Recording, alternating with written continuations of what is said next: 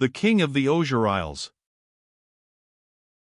Far to the north, walled in on all sides by the craggy slopes of the Munchkin Mountains, lies the great lost lake of Urizen. And glittering on its blue bosom, like a large and lovely necklace, rest the Osier Isles of Oz. Now Oz itself, this mysterious land about which we read and hear so often, is a large oblong kingdom divided into 4 smaller kingdoms with the Emerald City in the exact center.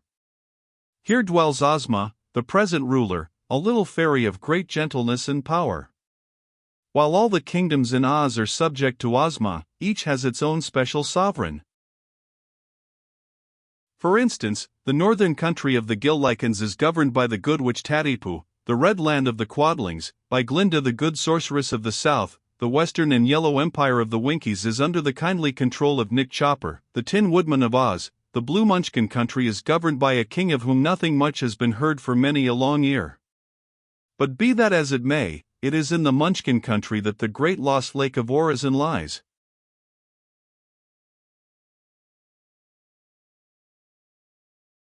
The waters of Urizen are deep, salt and dashing, so that it is more like an inland sea than a lake.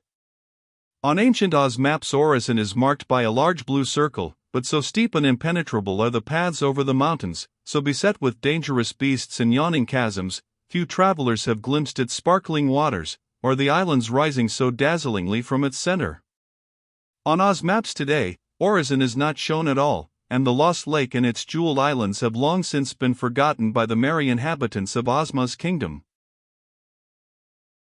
Except for the blue gulls that circle endlessly over the sapphire city of Cheeriobed, no one thinks of, or visits the Osier Isles, at all. Yet in the whole curious land of Oz is no kingdom more interesting or delightful. There are 5 of the Osier Isles, each small and sparkling with flashing cliffs of iridescent gems and shores honeycombed with caves and jeweled grottos. Instead of pebbles, the beaches are strewn with precious stones, opals, rubies and amethyst, turquoise and pearls, but more numerous than any other of the precious stones are the glittering sapphires that color the whole island realm with their dazzling blue light, and from which Cheeriobed, the king, has fashioned his capital city. The Osurians number 1007 and are a tall fair-haired race of munchkins.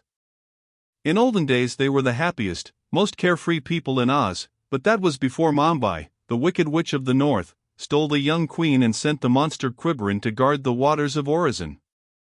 Since then, the good king and his subjects have been virtual prisoners on the islands.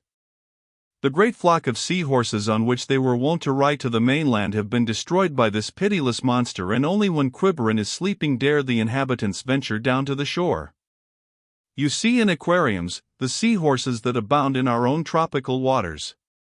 Well, the seahorses of Urizen were like that, only as large as Arabian steeds, with flashing manes, great winged fins and powerful shining tails. To ride upon their backs must have been more pleasurable than anything I can imagine, and their loss was one of the greatest griefs this island monarch had suffered. One would wonder that so unfortunate a king could endure life at all.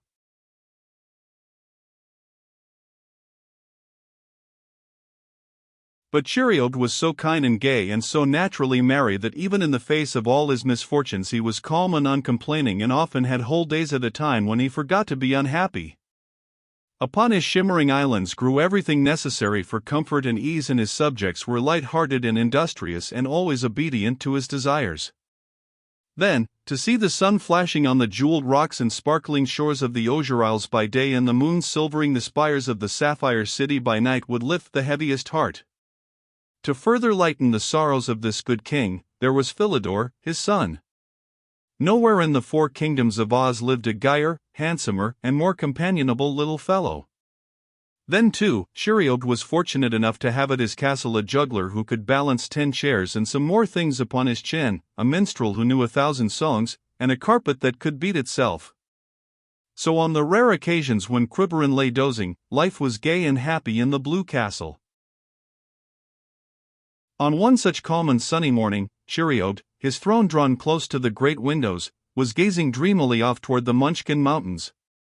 He was thinking of the old happy days and only half listening to the strumming of Ontilio, the minstrel. At his side, Toddledy, faithful scribe and prime moneyster, was balancing the castle accounts, while Palumbo, the court juggler, balanced 7 books, 3 inkwells and a gold chair on the tip of his nose. "Has your Highness ever considered," panted Palumbo, speaking with difficulty because of the books and ink bottles, "has your Highness ever considered how the noses and chins in this kingdom have been neglected? With a little training, I could teach the islanders to carry their entire possessions in this careless and interesting fashion. Take your own nose for instance." The king passed his hand uneasily over his nose and Toddledy, looking up from his accounts, began to mutter crossly under his breath. "Take your own nose," continued Palumbo persuasively. "With a little practice you could balance the fire tongs, the screen and the sapphire clock itself upon the tip. We'll begin with a few simple exercises." Paying no attention to Toddledy, the court juggler set down the books and ink bottles and lifted the huge clock from the mantel. "Now then," he puffed earnestly, "if your Highness will kneel and turn the head to the left."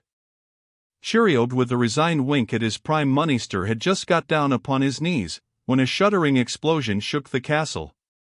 The jeweled chandeliers rattled like castanets, ornaments left their accustomed places and flew through the air, chairs slid into corners, and the carpet that could shake itself shook off 3 tables and a chair, and rolling up so rapidly it caught Umtilio unawares, reared stiffly on end and stood in a corner.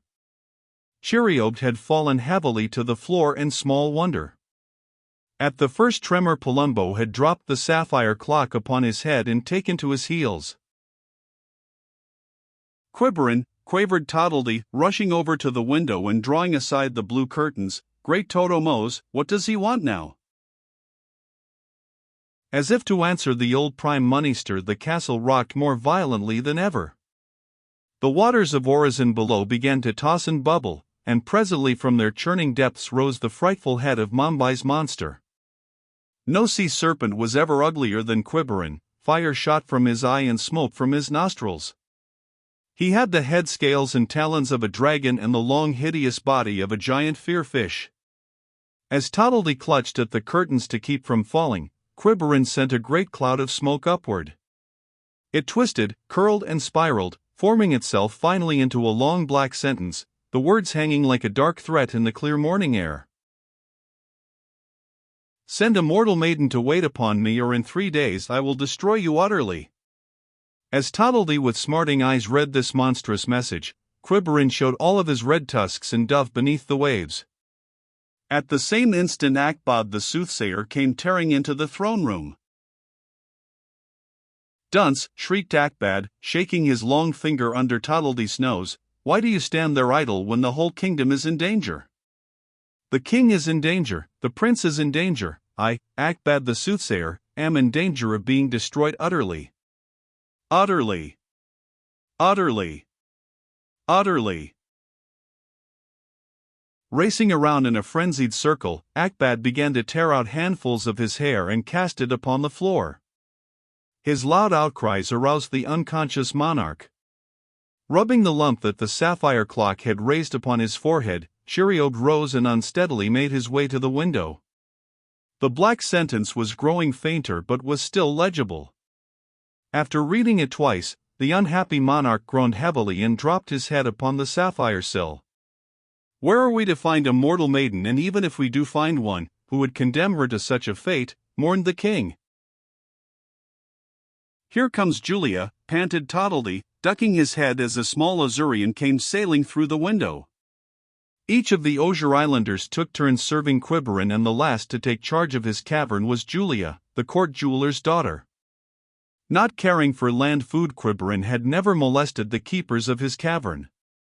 So far, he had satisfied himself with devouring the seahorses, preventing any of the Osier Islanders from leaving the islands and shaking them up whenever he wished to amuse himself.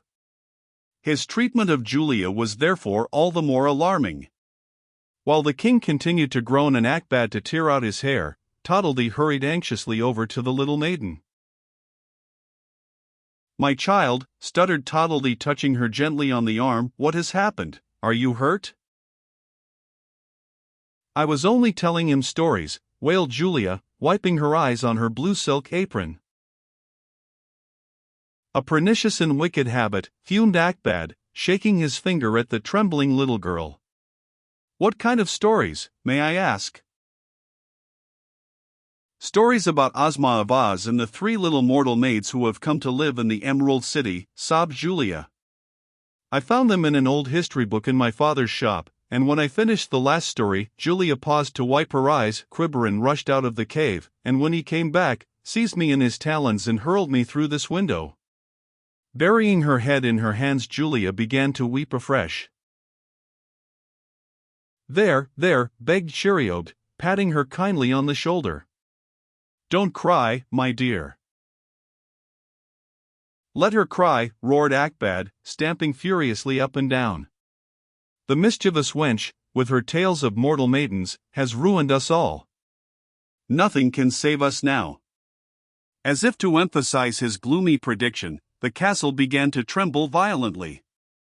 Holding to his crown with both hands, it was inset with cobblestones which are extremely rare on a jeweled island. Cheeriobe sat down hard upon his throne. I must think, muttered the king in a faint voice. Think if you can, sniffed the soothsayer, hooking his arm around a pillar. Can you think a mortal made into the monster's cave? Can you think of a way to leave the islands, even? Has your majesty forgotten the golden pair? Swinging backward and forward on the window curtains as the castle rocked to and fro, Toddledy peered out inquiringly at the king. The pair, chattered Cheeriobed. No one must pick the golden pair. That is for Prince Philidor and to be picked only in times of extreme danger. What do you call this? Demanded Akbad indignantly. Are we to be destroyed without lifting a finger to save ourselves? Philidor? Where is Philidor? Groaned Cheeriobed, putting both hands to his ears, as Toddledy and Akbad began to scream hoarsely at each other. Send for the prince! Glad to escape from the confusion, and keeping her footing with difficulty, Julia ran off to search for the little prince. By the time she reached the beach, the islands had stopped quivering. Breathlessly Julia hastened to the hidden cove where Philidor was usually to be found sailing his toy fleet. At the first quake, he had thrown himself face down on the rocks. But so accustomed was Philidor to the tempers of Quiberin that he thought nothing of the terrible quakes that rocked the islands from time to time. When the shaking had ceased, Philidor jumped up and was unconcernedly feeding the blue gulls as Julia came running over the shining sands. As quickly as she could, Julia told him of Quiberin's latest demand and of his dark threat to destroy the kingdom. Then arm in arm they made their way back to the castle. The carpet that could shake itself had unrolled, and Umtilio, looking terribly tossed and ruffled, was sitting in the center, plucking out a sad tune upon his harp. He nodded mournfully as the two children came tiptoeing into the throne room. Akbad was feverishly thumbing over an old book of necromancy, and Toddledy and Cheeriobed were conversing in subdued whispers. The only one who can help us is the good witch of the north, mused Cheeriobed, as Philidor sank down at his feet and rested his head affectionately against his father's knee. Let me go to her, begged the little prince eagerly. Surely she will help me find my mother and destroy Quiberin before he destroys us. Cheeriobed shook his head quickly and decidedly. No. No. It is too dangerous. Besides, there is no way to cross the lake. We must think of something else. Taking off his crown, Cheeriobed gazed sadly off into the distance. Long ago, word had been brought by the blue gulls of the capture of Mombi, the wicked witch of the north, by Tadipoo, who now ruled in her stead. Great had been the rejoicing on the Osier Isles, and hopefully Cheeriobed had waited for Tadipoo to restore his queen and deliver him from the cruel clutches of Quiberin. But time had passed and nothing had happened. Much of Mombi's mischief had been remedied by the good witch of the north, but many of Mombi's misdeeds were not known to her or anyone else in the land of Oz, so not knowing of Cheeriobed's misfortunes, Tadipoo had done nothing to help him. But the good king always felt that someday Tadipoo would find out about Quiberin and come to his rescue. As he continued to gaze unseeingly straight ahead, as Akbad continued to mutter and Toddledy to groan, the little prince grew more and more miserable and unhappy. Finally he slipped unnoticed from the throne room and, running down to the shores of the lake, cast himself gloomily on the sapphire rocks. Surely it was sad to live on the loveliest islands in Oz and never to be safe or happy. If I could just find a way to cross the lake, muttered Philidor, feeling in his pockets for some crumbs to throw the gulls, then I could find the Good Witch of the North. The gulls were his constant and never-failing friends and, as one and then another settled down on the rocks beside him, he told them of Quiberon's demand for a mortal maiden and his threat to destroy the kingdom. In Oz, as you all know, the birds and beasts can speak, and the blue gulls not only listened sympathetically to the little prince but talked among themselves of Quiberon's cruelty.